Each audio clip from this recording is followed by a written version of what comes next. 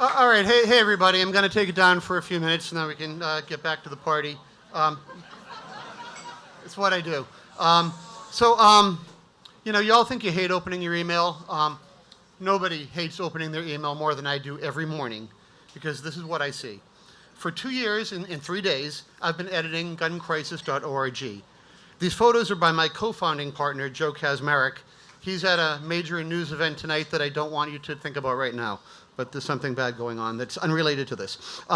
Anyway, I have the easy part. He's the man in the arena. Now, I could bash the media all night. It's one of my favorite things. But you decide if you've been informed. Over the last 25 years, about 10,000 people have been shot to death in Philadelphia by other people.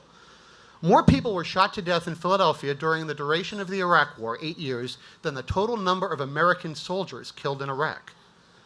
More people have been shot to death in Philadelphia since September 11th than the total number of people killed by terrorists on September 11th. Think about our country's response to that, invading, occupying other countries, the longest war in our history, but where is the response to gun violence?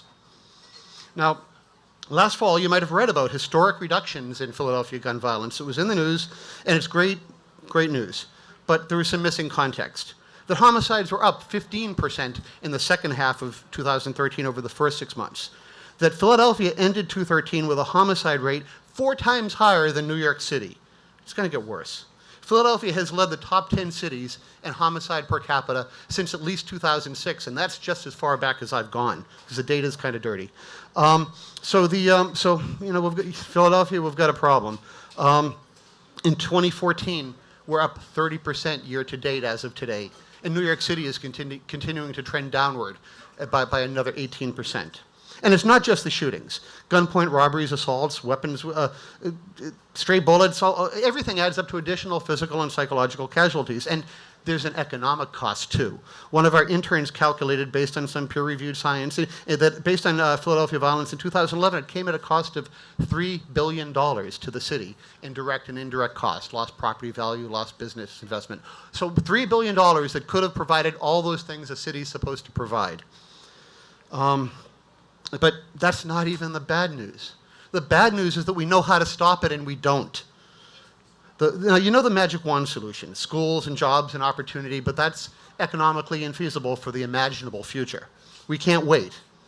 Take away the guns? Well, even if I had that magic wand and could control every sale in America, there are already 300 million guns in private hands. We can't wait.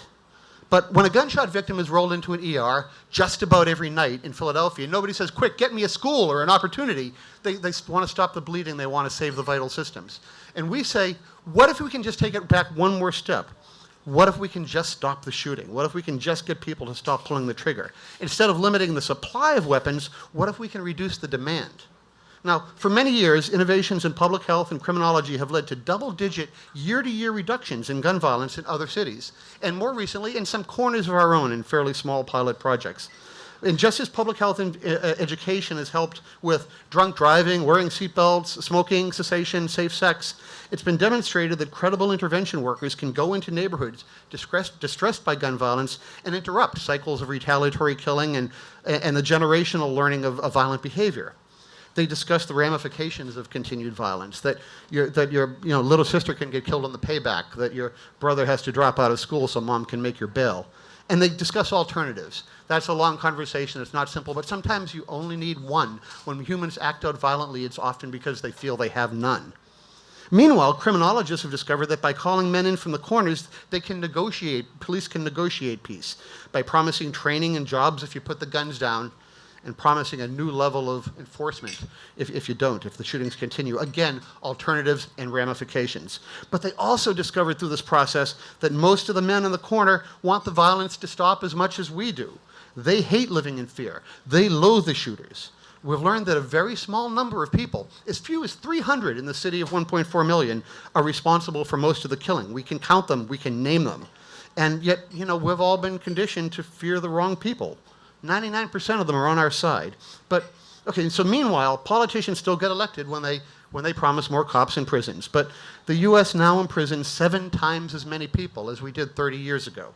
Of course, police have to be, but we're not 7 times safer, right? No, police have to be part of the solution. there is going to remain a small number of people that we need them to lock up and take away from us. And you have to respect the men and women that risk our lives to protect us. But even our police commissioner often says that we will never arrest our way out of gun violence. I hope I'm near the end. And I have heard our DA say that locking up a young man for a minor offense amounts to getting him a PhD in thuggery. The men in charge of enforcing the law and prosecution don't think it's working. Now, race, okay, you might have noticed I'm an old white guy, and this is not the most diverse event I've ever attended either. But, well, you know, it's one day at a time, right? But in fact, really, more importantly, a young black man is hundreds of times more likely to get killed than me. Hundreds of times more likely to be shot to death in Philadelphia. So get this, Philadelphia. Only the suffering is segregated. Not the responsibility, sorry I stutter, not the responsibility, not the opportunity for change. So here's what you can do. Hold public leaders accountable and let them know your voice is more powerful than you think.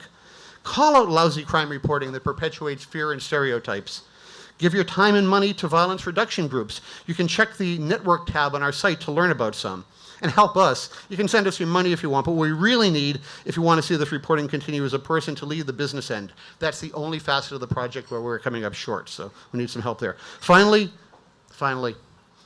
just as we all struggle to imagine how free people tolerated slavery in this country 150 years ago, future generations are going to wonder why we let so many people die from a problem that we knew how to resolve. So get on the right side of history. You can learn more at guncrisis.org, and let's start right now, okay? Thank you.